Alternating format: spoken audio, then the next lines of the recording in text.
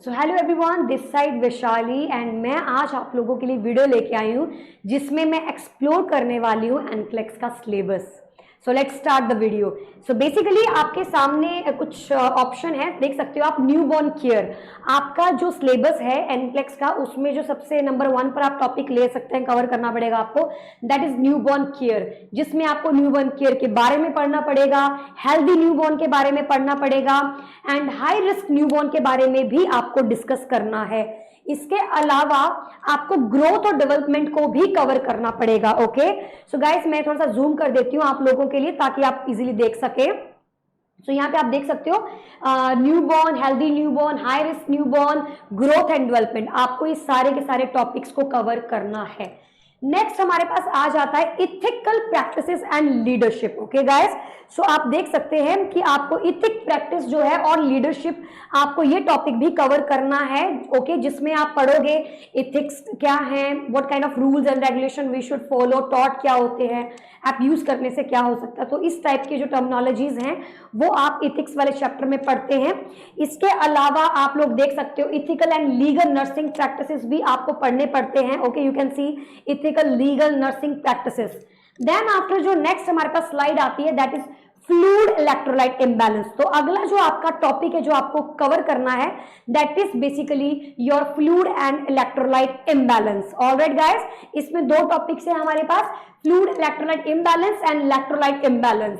Fluid electrolyte balance, ये जितना भी आपका टॉपिक है वो आप सबको मालूम है, मेडिकल सर्जिकल में हम लोग पढ़ते हैं, फंडामेंटल में हम इसे कवर करते हैं। तो फ्लूइड इलेक्ट्रोलाइट बैलेंस भी आपका एक टॉपिक बन जाता है।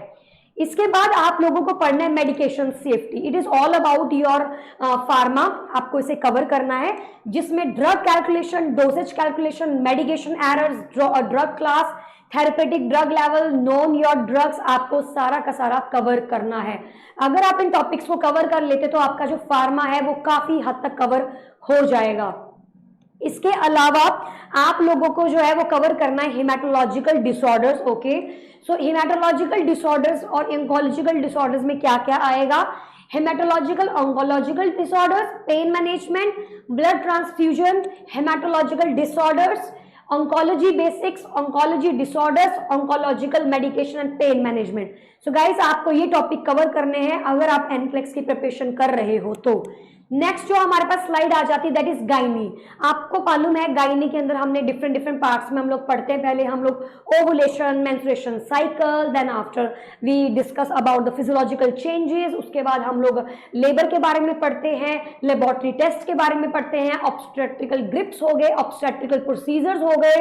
लेबर के बाद हम लोग हाई रिस्क प्रेगनेंसी पढ़ते हैं, कॉम्प्लिकेशन इन लेबर पढ़ते हैं, पिपीरियम पढ़ते हैं और पिपीरियम के डिसऑर्डर्स पढ़ते हैं, और लास्ट में फैमिली प्लानिंग एंड मेडिकेशन। तो वही पे यहाँ पे लिखा हुआ है reproductive system, gynaecological disorders, family planning, gynaecological disorders cover करने हैं, मैटरनिटी एंटीनेटल यानी कि आपके ओबीजी के रूटीनली एंड डायग्नोस्टिक इवैल्यूएशंस, इसके अंदर आपका एंटीनेटल पीरियड जो है वो पूरा का पूरा आ जाएगा, और आपको ओबीजी जो है वो क्विकली जो है वो इसके अंदर रिवाइज करनी होती है।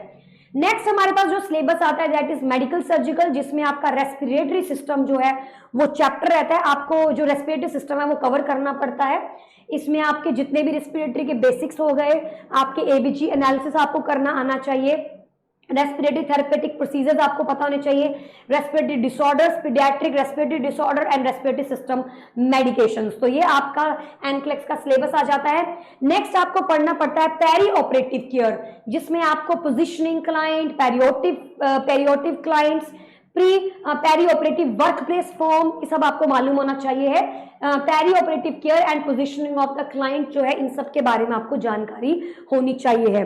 इसके अलावा आप देख सकते हो यहाँ पर हमारे पास आई एंड एयर डिसऑर्डर्स भी लिखे हुए हैं। सो गाइस आपको आई और एयर डिसऑर्डर भी कवर करने पड़ते हैं इन your NCLEX. So please don't forget your I and I disorders. तो ये चैप्टर भी आपको कवर करना पड़ता है। नेक्स्ट हमारे पास आ जाता है इंटीग्यूमेंट्री सिस्टम, यानी आपका स्किन वाला चैप्टर, जिसके अंदर आपको प्रेशर अल्सर्स और बर्न के बारे में पता होना चाहिए, इंटीग्यूमेंट्री सिस्टम एंड रिलेटेड डिसऑर्डर्स के बारे में पता होना चाहिए, एंटीग्यूमेंट्री मेडिकेशंस आपको पता होने चाहिए। इसके अलावा आपका न्यूरोलॉजिकल डिसऑर्डर्स यानी आपके मेडिकल सर्जिकल का न्यूरोलॉजिकल चैप्टर भी आपको कवर करना है।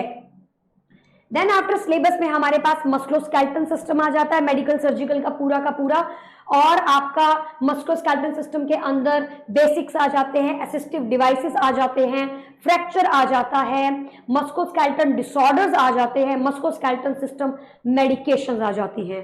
Okay, and then after we will going to discuss about, जैसे आपने गायनी में जो 2 पार्ट्स पढ़े थे उसी प्रकार से आपको लेबर, पोस्टपार्टम लेबर के बारे में पता होना चाहिए, एफएसएच के बारे में पता होना चाहिए, postpartum, normal labour, foetal heart rate monitoring, complicated labour, postpartum period, postpartum complication and maternity medication, ये सारे टॉपिक्स जो है वो आपके एनक्लेक्स में आते हैं, और आपका ये सारा का सारा जो टॉपिक है वो कवर होना चाहिए in your NCLEX syllabus.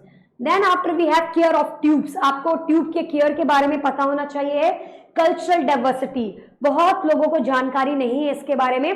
Cultural diversity का जो टॉपिक है वो आपको कवर करना है इन योर एनक्लेक्स, बिकॉज ये टॉपिक आपके एग्जाम में आता है। देन आफ्टर हमारे पास कार्डिक चैप्टर आ जाता है। कार्डिक में तो आपको मालूम है ईसीजी के बारे में, सीवीएस डिसऑर्डर्स, हर एक चीज आपको कवर करनी है, vascular disorders, cardiac disorders, ECG and डिसरिथमिया, CVS basics, तो आपको ये सारा का सारा चैप्टर कवर करना है।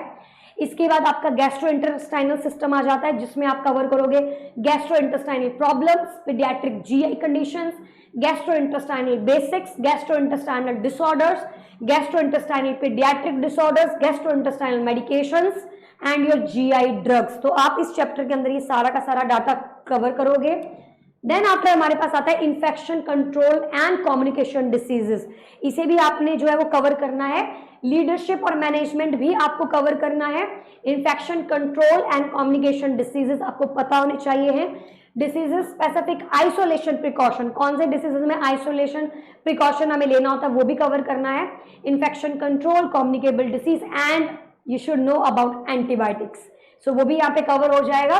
Then after we have renal disorder, renal वाला चैप्टर आपको कवर करना है मेडिकल सर्जिकल के अंदर।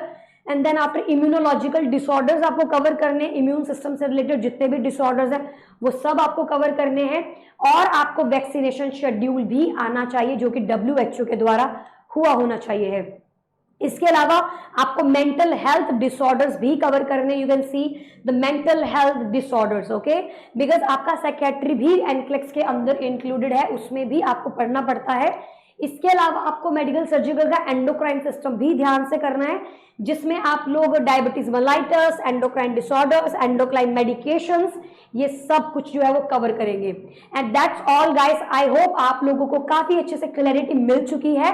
एंड इससे अलावा अगर आपको कोई भी क्वेश्चन आपके मन में है जो आप जानना चाहते हो हमसे, प्लीज डोंट हेजिटेट, आप लोग हमें कॉल कर सकते हैं, आप लोग हमें मैसेज कर सकते हैं, आप हमें इंस्टाग्राम पे भी मैसेज कर सकते हैं। और किसी भी प्रकार की जानकारी अगर आपको हमारे कोर्स से रिलेटेड चाहिए है तो वो भी हम आपको बता देंगे, बिकॉज IRNA 4 to 5 मंथ्स के अंदर कोर्स जो है वो अवेलेबल करता है एनक्लेक्स का, जिसमें आपको live classes, recorded classes, mock test, हर एक चीज की अवेलेबिलिटी करवाई जाती है। So I hope all good, so bye bye guys, thank you so much.